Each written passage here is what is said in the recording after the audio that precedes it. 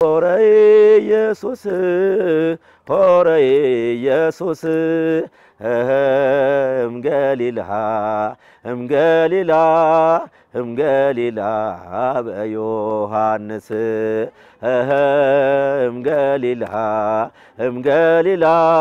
እምገሊላ በዮሐንስ ሄደ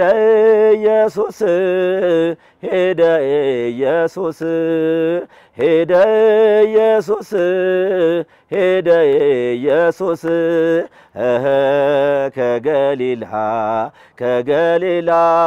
ከገሊላ ወደ ዮሐንስ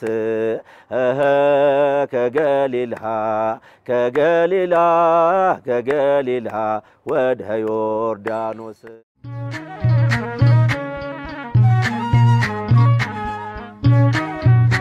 ዮርዳኖስ ደርሰናል ዮርዳኖስን ገብተን ጥምቀተ ባህሩ ምን እንደሚመስል ከናንተ ተመልካቾቻችን ጋራ ቆይታ እናደርጋለን መልካም ጊዜ እንዲሆንላችሁ ተወደውኛለሁ ዛሬ እንደውም የአዘቦት ቀን ነው ምንም በዓል የለም ምን የለም ግን በሌላ ጊዜ ስትመጪ ቦታ አይገኝም እንዳለ ሞልቷል ግፊት ነው ተራ ነው በጣም የመጨናነቅ ሁኔታ አለ እንዴት ናችሁ ሰላም እንዴት ናችሁ አለን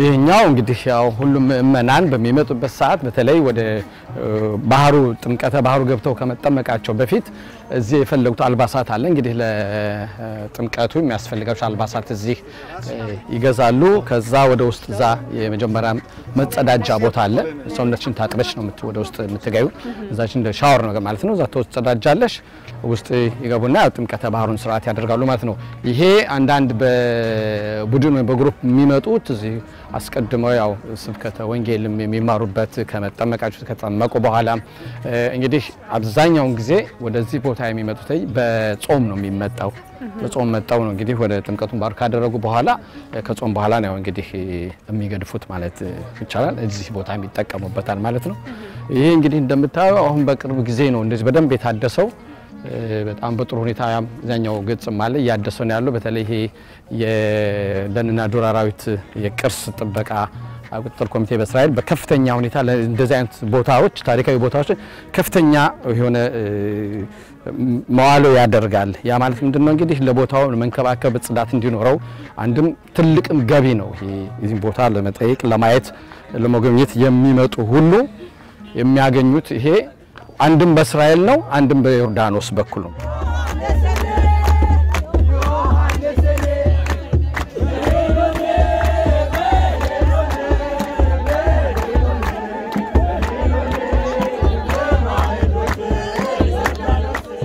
እሱ በፈቀደ መንገድ ከአንድ ሁለት ሶስቴ እንግዲህ እስራኤልን ለመርገጥ በቅቻለሁ በተለያዩ ምክንያቶች አጋጣሚነት ከዚህ አንፃር እንግዲህ ዛሬ የጥምቀት በዓል ነውና ዮርዳኖስ መገኘት ባንተ የሚሰማ ስሜት በጣም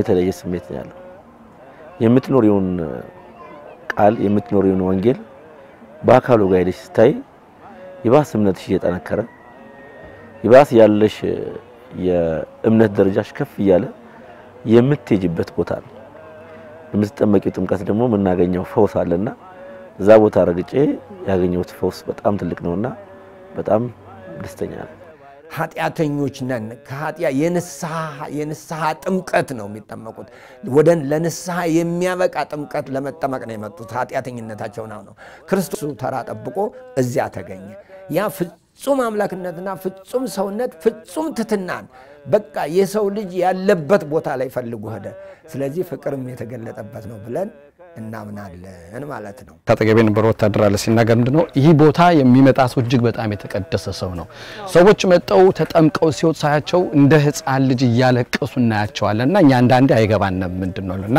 ምን ያህል ግን ቦታው የተቀደሰ እንደሆነ ምን ያህል ለዚህ ቦታ ለመምጣት ምን ያህል መስዋዕት እየከፈሉ እንደሚመጡ የሚያሳይ ሁኔታ ነው ብሎ ያው ራሱ እንግዲህ እንደ ምስክር ማለት ይቻላል የተናገረበት ሁኔታ ነው አሁን ቅርብ ጊዜ ነው ይሄም እንደ ደረጃ የተደረገበት የተጠቀመው ያስቀመጡት ያው እንደሚታየው ባንደኛው ሳይድ የሴቶች በኩል ነው በዛኛው ሳይድ የወንዶች ይሆናል ወይም ያው እንዳመጣጣቸው የተከፋፈሉ ጥምቀተ ስርዓት ነው የሚያደርጉበት ነው። ይህ ቦታ እስራኤሎች ግብጽን ምድር ለቀው በእግዚአብሔር ቃል በገባላቸው መሰረት ወደ ቀደሰችው ወደ ቃል ወደ ተገባላቸው አገር ሲመጡ በዚህ ነው የተሻገሩት። ይሄ የዮርዳኖስ ውሃ ፈሳሽ ነበር እንደዚህ ፈሳሽና እንደ ኩሬን ተጠብቆ ከዛን ጊዜ ጀምሮ በዚህ የመጡበትኝና ያው እንግዲህ ያ ያርደን ነው እንደምናየው ያርደን ደንበር ነው ራሱ ይሄን የጆርዳናው ደንበር ነው ይሄ ያው የእስራኤል ነው ማለት ነው። ምግቡም የበረሃ ማር የሆነ ልብሱ ራሱ እዚህ ግባ የማይባል ራሱን የናቀ ኑሮ ያልተመቸው ምንም አይነት መጠጥ እንኳን የማይጠ ምክንያቱ ሲገልጽ መንፈስ ቅዱስ ሞልቶበት ነበርና ስለዚህ አሁንኛ የዮሐንስ ምሳሌዎች ነን እኛ እንደዚህ የተመረጠ ተመርጦ የተደለለ ሰው ነው። እንደውም የዮሐንስን ባህሪ ስናይ መንገድ ጠራጊ ነው የሚባለው። ለእግዚአብሔር መንግስት መንገድ የሚጠርግ ሰው ለእግዚአብሔር መንግስት ለምትመጣው ለክርስቶስ መንግስት እንዲመች ተራራው ዝቅ ይበል፣ ጠማማው ይቅና፣ ጎርበጥ ማጣው ሁሉ ይስተካከል፣ ስጋ የለበሰ ሁሉ የእግዚአብሔርን ማዳን ይይ የተባለበት ቃል። ስለዚህ ይህንን ነገር ዝም ብለን ሰብስበን ስናየው መንፈሳዊነት ነው። ዮሐንስን ነው የምንወክለው እኛ ክርስቶስን ይዘን ዮሐንስን ነው እየወከልን ያለ ነው። ስለዚህ ይሄ የመጀመሪያው መንፈሳዊነት ነው። ሁለተኛው የምገልጠው ማን ነው? መንፈሳዊ ከሆንኩኝ ፖሊስ አይደለም የሚያዘኝ፣ ራሴን በራሴ ነው ማዘው። ይህን አታድርግ መባል የለብኝም። መንፈሳዊ ሰው ሲኮን እግዚአብሔርን ሲገልጥ አንድ ሰው በፍጹም ትትና በፍጹም ራስን ዝቅ በማድረግ በፍጹም ንጽህና ደግሞ በፍጹም እውነት ይሄ የላይ ለላይ ነገር አይደለም። ከልብስ ያለፈ ከምንለብሰው ከምንናገረው ከምንዘምረው ያለፈ ህይወታችን ሰዎችን ሊማርክ ይገባል።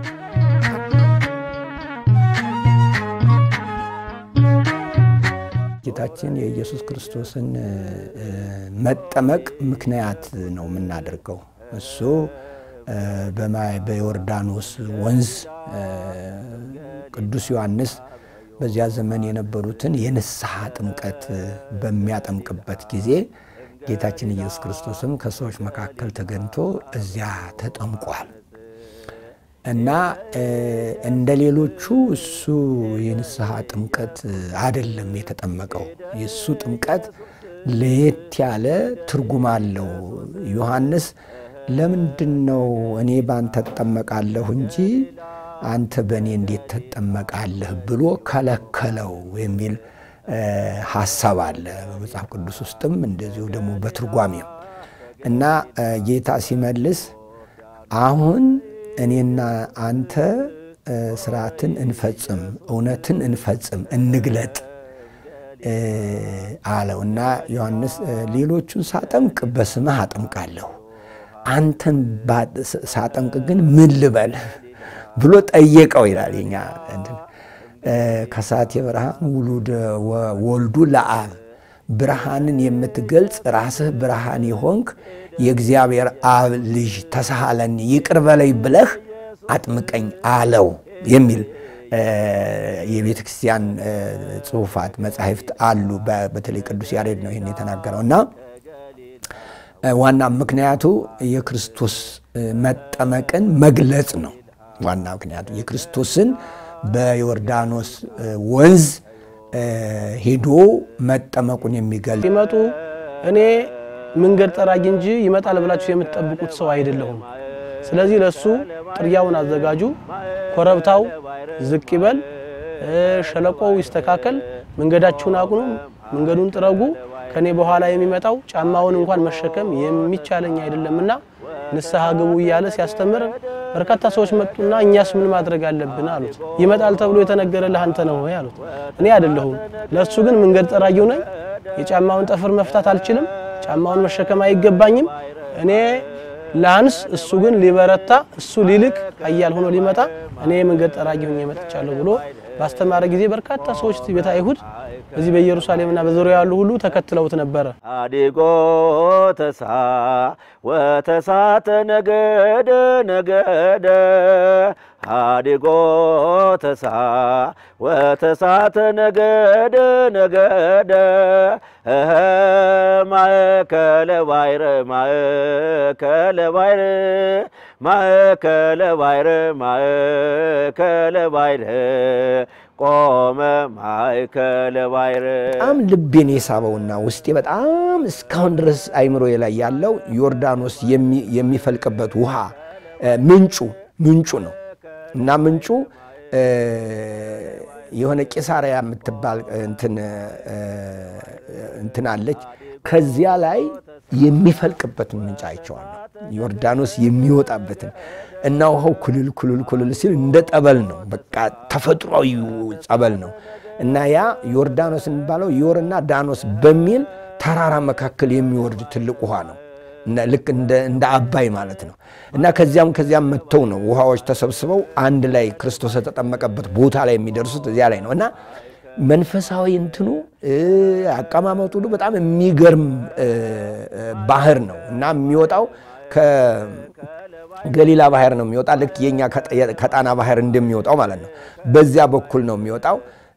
ስለዚህ ዮርዳኖስ ውሃ በጣም ነው የሚገርመው እና ዮሐንስ ይኖርበት የነበረ ገዳም የነበረ ተራራና ሸለቆ አሁን ገዳማት እንትን ተብሎበት እንዲያውም የኛ አባቶች መነኮሳት ሄደው ከዚያ ሞተው የቀሩ ብዙዎች ናቸው። ከዚህ መንነው ማለት ነው። በቃ ዮርዳኖስ ሄደው እዚያው ሄደው መንነው ሞተው የቀሩ በጣም ብዙ ቁጥር ያላቸው ታሪክ የሚተረክላቸው አለ። የሚገርም ቦታ ነው። ጸበልነትም አለው። እኔ እንዳጋጣሚ እዚያው ቦታው ድረስ እጄ ታጥቤያለሁ። እስካሁን ድረስ የሚፈልቀው ውሃ በጣም እንትን አለው። በቃ መልክ አለው። ራሱ ውሃ እንኳን አይመስልም። የሆነ መንፈሳዊነት ያለው ነገር ነውና በጣም የሚያስደስት ባህር ነው። እንግዲህ እንደው አጠቃላይ ውሃውን አስመልክቶና ዮርዳኖስን አስመልክቶ የተናገርኩት ነው።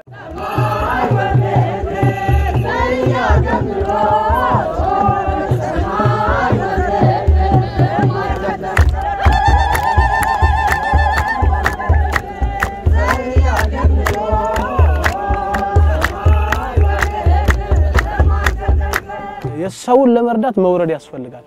እንዳስተምሯችን ሰውን ለመርዳት ኢየሱስ ክርስቶስ በሰማይ ሆኖ ዓለምን ማዳን ይችላል። በሰማይ ሆኖ ዓለምን በቃሉ መወሰን ይችላል። ይሄንንም የዕዳ ደብዳቤ ማጥፋት ይችላል። ዮርዳኖስ ድረስ መሄድ ላይ ይተበከበት ይችላል። ዮርዳኖስ በሰማይ ማድረግ ይችላል። በመድር ያለው በሰማይ ማድረግ ይችላል እና ዮርዳኖስ ላይ የወረደው አንደኛው ወረደ የሚለው ሐሳብ ብዙ ጊዜ ሰዎቹን ሰው ለማድረግ መውረድ ያስፈልጋል። ከሐሳብም ደረጃ አሁን ሰውን ለመርዳት ከተፈለገ መጀመሪያ ሐሳብን ሰቅሎ አይደለም ሐሳብን ማውረድ ያስፈልጋል። ስለዚህ ኢየሱስ ክርስቶስ ወደ ዮርዳኖስ ወደዚህ ተአምረኛ ቦታ በርካታ ያሉ ተአምራቶች ይደረጉበት እንደነበረ ያው ተነግሯል። ግን አንዱ ከተደረገበት ነገር አንዱ የዲያብሎስ የሴራ ደብዳቤ ተደብቆበት ነበር። እዛ ጋር በቆመ ጊዜ አንዱን የዕዳ ደብዳቤያችን ነው የደመሰሰልን። ለዚህም ቅዱስ አባ ኤፍሬም የተባለው የቤተክርስቲያናችን ደራሲ ምንድነው ያለው? ወሰጠጠ መጽሐፈ ዕዳሆሙ ለአዳም ወለሔዋን የአዳምንና የሔዋንን የዕዳ ደብዳቤ ቀደደው ይላል። ተሳ ወተሳተ ነገደ ነገደ አዲጎ ተሳ ወተሳተ ነገደ ነገደ ማእከለ ባሕር ማእከለ ባሕር ማእከለ ባሕር ማእከለ ባሕር ቆመ ማእከለ ባሕር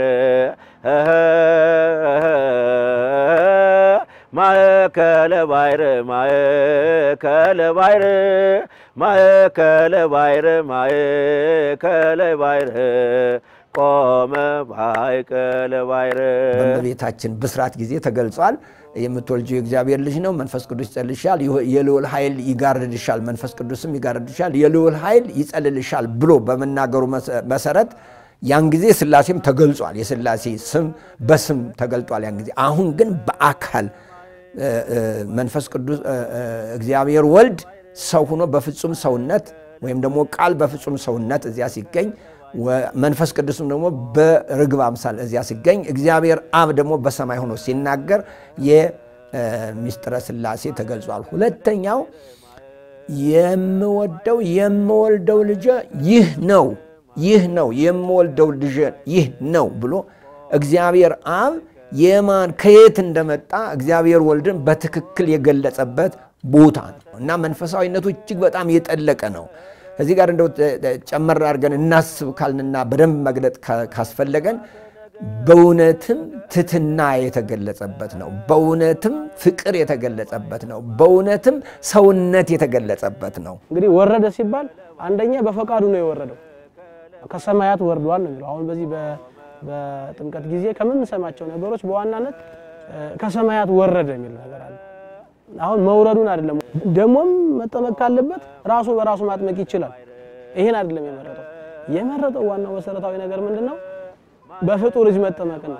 ይሄ ማለት ወርጃለሁ፣ ትሁት ነኝ፣ ትሁት አምላክ ነኝ፣ የተዋረዱትን ከፍ አደርግ ዘንድ እችላለሁ ለማለት እዚሁ ቦታ ላይ ዮርዳኖስ ላይ እንደቆመ እናያለን።